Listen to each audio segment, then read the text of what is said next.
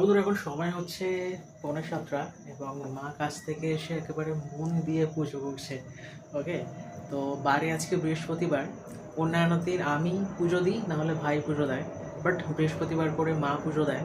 পুজো বলতে ফুল এনে মিষ্টি এনে একেবারে ভালোভাবে যাকে বলে পুজো দেওয়া, তো সেইভাবেই পুজোটা দিচ্ছে। বিকজ আমরা ছেলেরা ওই যতটা পারি সেরকম করে দিই। মায়ের পুজো দেওয়া আমাদের পুজো দেওয়া দুটোর মধ্যে ডেফিনেটলি ডিফারেন্স রয়েছে ভাই বন্ধুরা।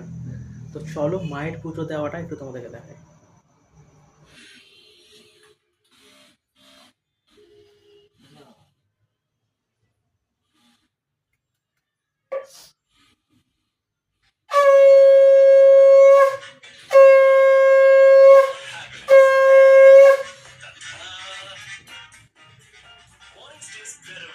কি ভাই বন্ধুরা, দেখলে তো আমাদের পুজো দেওয়া এবং মায়ের পুজো দেওয়া দুটোর মধ্যে কী ডিফারেন্স?